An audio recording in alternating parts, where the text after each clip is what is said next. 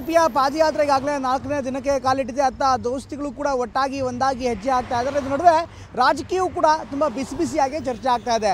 ಅತ್ತ ಪಾದಯಾತ್ರೆ ಒಂದು ಭಾಗ ಆದರೆ ರಾಜಕೀಯ ನಾಯಕರ ಆರೋಪ ಪ್ರತ್ಯಾರೋಪ ಕೂಡ ಇವತ್ತಿನ ಪಾದಯಾತ್ರೆಯ ಹೈಲೈಟ್ ಆಗಿತ್ತು.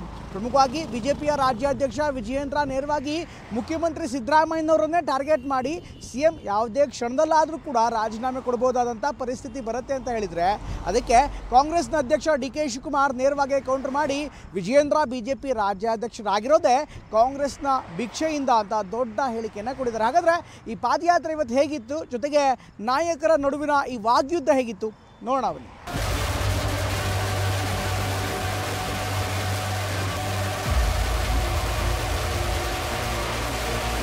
ವಿಜೇಂದ್ರ ಏನು ಡಿ.ಕೆ. ಶಿವಕುಮಾರ್ ಅವರು ಭ್ರಷ್ಟಾಚಾರದ ಬಗ್ಗೆ ಮಾತಾಡ್ತಕ್ಕಂಥದ್ದು? ವಿಜೇಂದ್ರ ಅಣ್ಣ ಭ್ರಷ್ಟಾಚಾರದ ಪಿತಾಮಹ.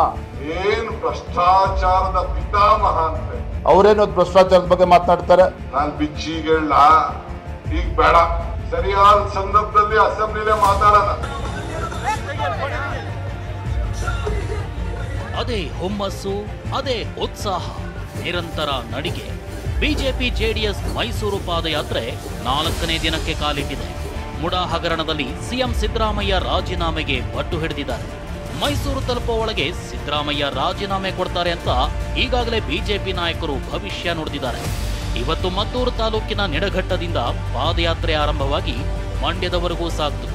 ನಿಡಘಟ್ಟದಲ್ಲಿ ಪಾದಯಾತ್ರೆಗೆ ಆರ್ ಅಶೋಕ್, ವಿಜಯೇಂದ್ರ ಅದ್ಧೂರಿಯಾಗಿ ಚಾಲನೆ ಕೊಟ್ಟರು. ಬಿಜೆಪಿ ಜೆಡಿಎಸ್ ನಾಯಕರು ಭರ್ಜರಿ ಶಕ್ತಿ ಪ್ರದರ್ಶನ ಮಾಡಿದರು. ಪಾದಯಾತ್ರೆಯಲ್ಲಿ ಸಾವಿರಾರು ಕಾರ್ಯಕರ್ತರು ಭಾಗಿಯಾಗಿದ್ದರು.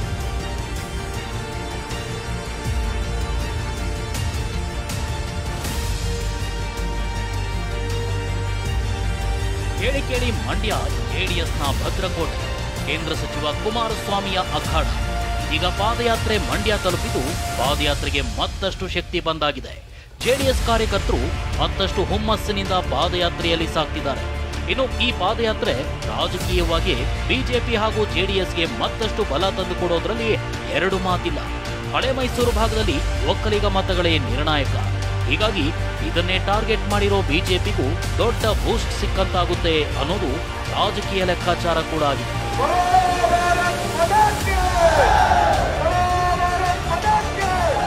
ಇನ್ನು ಚುನಾವಣೆ ವೇಳೆ ಮತ ಪಡೆಯೋಕೆ ರಾಜಕೀಯ ನಾಯಕರು ತಮ್ಮದೇ ಆದ ಕಲೆಗಳನ್ನು ಪ್ರದರ್ಶನ ಮಾಡ್ತಾರೆ. ಆದರೆ ಇಲ್ಲಿವತ್ತು ಕಲಾ ತಂಡಗಳ ಮೆರುಗು ಜೋರಾಗಿದೆ. ವಿವಿಧ ಕಲಾ ತಂಡಗಳು ತಮ್ಮ ಕಲೆಯನ್ನು ಪ್ರದರ್ಶನ ಮಾಡಿರೋದು ವಿಶೇಷವಾಗಿದೆ.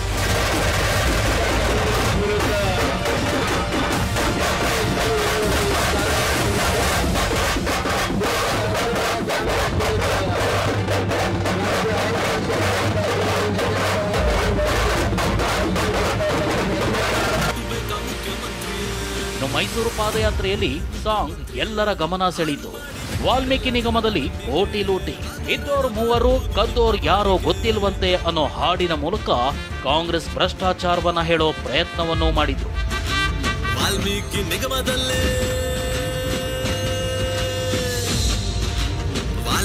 ನಿಗಮದಲ್ಲಿ ಕೋಟಿ ಲೂಟಿ, ಇದ್ದೋರು ಮೂವರು ಕದ್ದೋರು ಯಾರು ಗೊತ್ತೇ ಇಲ್ವಂತೆ, 187 ಕೋಟಿ ಲೆಕ್ಕ ಇಲ್ವಂತೆ. ಎಸ್ಟಿ ವರ್ಗದವರ ಪಾದಯಾತ್ರೆಯಲ್ಲಿ ಸಾಹುಕಾರ್ ಗೈರು, ಬೆಂಬಲಿಗರ ಅಬ್ಬರ. ಇವತ್ತಿನ ಪಾದಯಾತ್ರೆ ಮತ್ತೊಂದು ರಾಜಕೀಯ ವಿಶೇಷತೆಗೂ ಕಾರಣವಾಗಿದೆ. ಒಂದು ಕಡೆ ರಮೇಶ್ ಜಾರಕಿಹೊಳಿ, ಶಾಸಕ ಯತ್ನಾಳ್ ಪ್ರತ್ಯೇಕ ಪಾದಯಾತ್ರೆ ಮಾಡೋ ಪ್ಲಾನ್ನಲ್ಲಿದ್ದಾರೆ. ಈಗಾಗಲೇ ಬಿಜೆಪಿಯಲ್ಲಿನ ಕೆಲ ಬೆಳವಣಿಗೆಯಿಂದಾಗಿ ಇಬ್ಬರು ಮುನಿಸಿಕೊಂಡಿದ್ದಾರೆ. ಪ್ರತ್ಯೇಕ ಸಭೆಗಳನ್ನೂ ಮಾಡಿದ್ದಾರೆ. ಆದರೆ ಇದೀಗ ಪಾದಯಾತ್ರೆಯಲ್ಲಿ ರಮೇಶ್ ಜಾರಕಿಹೊಳಿ ಬೆಂಬಲಿಗರು ಪ್ರತ್ಯಕ್ಷವಾಗಿರೋದು ಕೆಲವೊಂದು ಕಡೆ ಲೆಕ್ಕಾಚಾರವನ್ನೇ ಹುಟ್ಟುಹಾಕಿದೆ.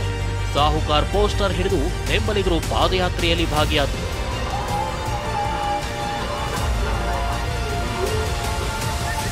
ಇನ್ನು ಶ್ರೀರಾಮುಲು, ನಿಖಿಲ್, ವಿಜಯೇಂದ್ರ, ಅಶ್ವಥ್ ನಾರಾಯಣ ಕೈ ಹಿಡಿದು ದೋಸ್ತಿಯನ್ನ ಯಾರು ಏನೂ ಮಾಡಕ್ಕಾಗಲ್ಲ ಅಂತ ಸಂದೇಶ ರವಾನಿಸಿದರು.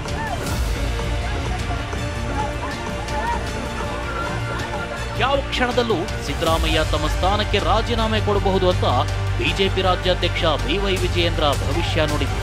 ಮುಡಾದಲ್ಲಿ 5,000 ಕೋಟಿ ಹಗರಣ ಆಗಿದೆ. ಸರ್ಕಾರವನ್ನ ಕಿತ್ತೊಗಿಬೇಕು ಅಂತ ವಾಗ್ದಾಳಿ ನಡೆಸಿದರು.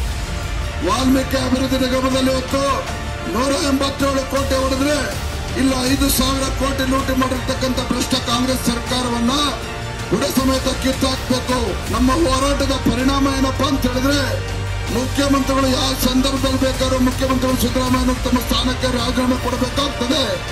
ಅಂತ ಸಂದರ್ಭ ಈಗಾಗಲೇ ನಿರ್ಮಾಣ ಆಗಿದೆ. ಸಿದ್ದರಾಮಯ್ಯ ನೇತೃತ್ವದ ಕಾಂಗ್ರೆಸ್ ಸರ್ಕಾರ ಸಿದ್ದರಾಮಯ್ಯ ಮುಖ್ಯಮಂತ್ರಿ ಆದ್ಮೇಲೆ 14 ನಿವೇಶನಗಳ ಜೊತೆಗೆ 5,000 ಕೋಟಿ ಹಗರಣ ಮೂಡೋದಲ್ಲಾಗಿರ್ತಕ್ಕಂಥದ್ದು.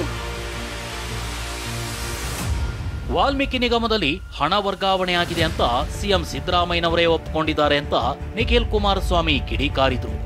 ಸ್ವತಃ ರಾಜ್ಯದ ಮುಖ್ಯಮಂತ್ರಿಗಳೇ 89 ಕೋಟಿ ಈ ರೀತಿ ಹಣ ವರ್ಗಾವಣೆ ಆಗಿರ್ತಕ್ಕಂಥದ್ದು ನಿಜ ಅಂತ ಅವರೇ ಒಪ್ಕೊಂಡಿದ್ದಾರೆ.